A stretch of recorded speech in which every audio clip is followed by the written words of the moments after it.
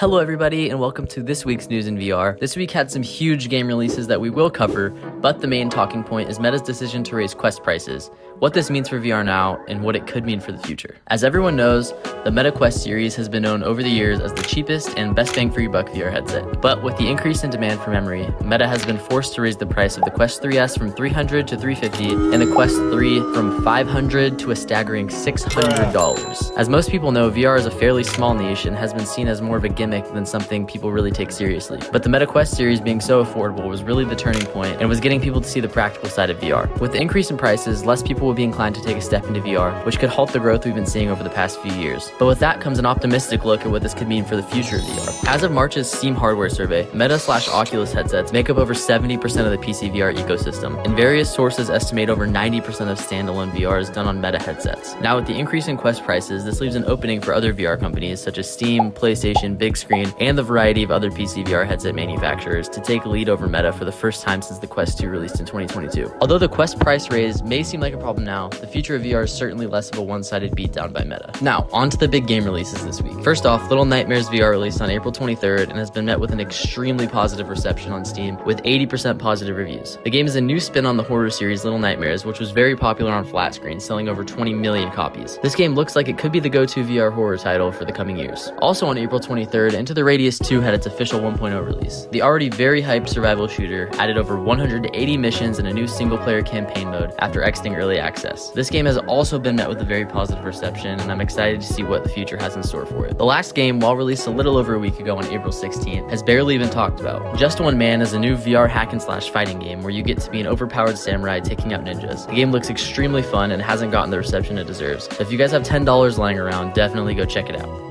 That's it for this week's News in VR. If you guys made it this far, thank you for watching, and maybe hit the subscribe button, and I'll see you guys next week.